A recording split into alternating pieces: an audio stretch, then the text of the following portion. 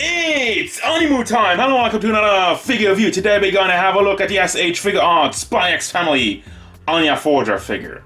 The little cute, quirky, funny, and especially memeable character from the hit show Spy X Family, or is just pronounced Spy Family. I don't care. You do whatever you want to say, and I stick to mine. But anyway, this is an Figuarts release. Why is that not a Figma release? I'm so confused about that one, but I had to get this figure because Anya is amazing, lovable, funny, and as I mentioned, yeah, you want a reason to buy this figure? There's one reason to buy this figure. But let's get her out of the packaging and see if there's any more reasons to buy this figure. Or maybe not. Let's see. This one's tiny, and I'm wondering, is this the smallest articulated figure I ever had in my review space? Maybe. So, let's have a look at the size. She stands at just about 8 centimeters, a little short of it, to the top of the head. Haha, short. And then we got 3 inches, is about 3 inches, 3.1 inches tall. Size comparisons. Here's Charcter, Yurukemp Nadeshiko, Chika, Nenoroid Sakuramiko, Yasage Figuarts Son Goku, Chibiusa, Naka Michelangelo, and Darkseid. So, obviously, there's not really that much going on with the figure. Since it's so tiny in nature, I want to have a look at the detail and see if they've done it correctly. First and foremost, the face sculpt has the beautiful green round eyes, lovely looking, and then we have little horns on the top of her head, which the gold seems to be good. I don't see any issue with it. It's I think it's somewhat metallic. And I feel like it's cleanly painted. And then you also have the pink hair.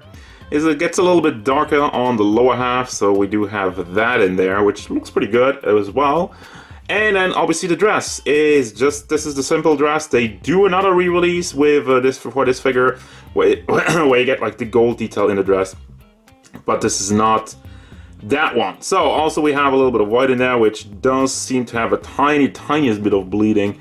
Not much for me to complain about. And that's about it. You do have her little tiny socks and the shoes, and it's pantsuit time. Well, it's actually not even pantsuit. It's like, you know, she's a little girl. Or is she? Well, not really, but kinda. Anyway, that's really it. I mean, it's a clean figure, but it's also a very small figure. So there's not much you can say about or do about it. Now, the same things can be contested about the articulation. There's not really much you can do here as far as the design goes. So first and foremost, the head doesn't really have much room. Because of the hair sculpt, it's super blocked. They left a little bit of a gap to the side. But yeah, little bit of wiggle motion.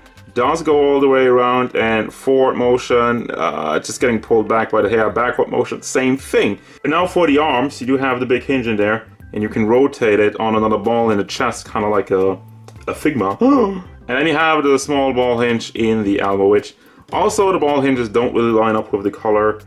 Again, I don't know, like, considering you don't really have to do that much, I really would have hoped they would have done a little bit extra there.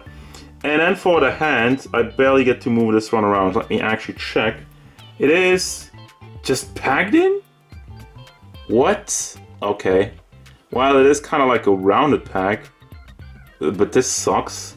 I guess you don't have very small ball hinges, but then at least put a hinge in a hand or something.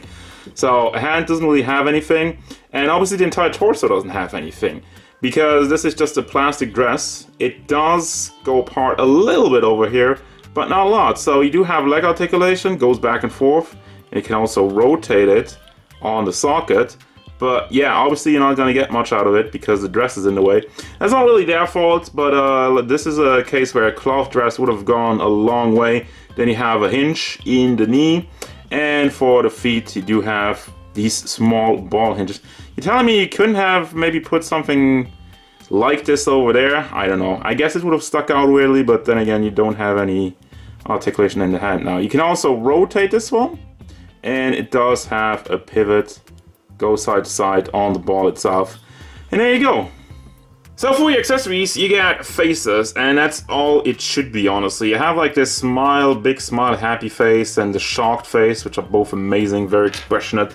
And then the smug meme face, kind of looking to the side, and this one, just this one. That's the one.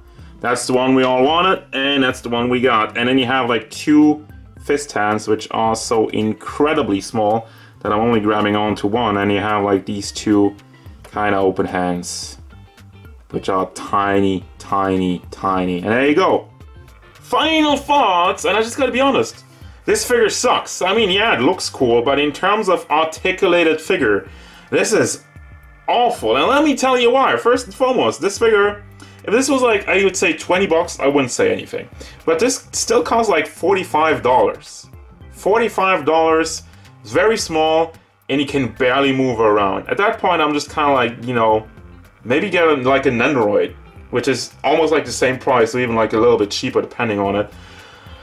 And it still has the same style and whatnot, but yeah, the main problem with this is just the articulation is barely there. And I talked about the 1000 Toys Master Chief, where I said it looks like they had the design and they worked around with the design to make the best possible articulation and still make it look good.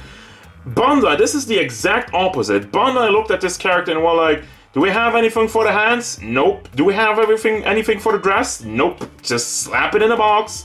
And then there's gonna be a repaint also with the uniform version, the school uniform version, and that's it.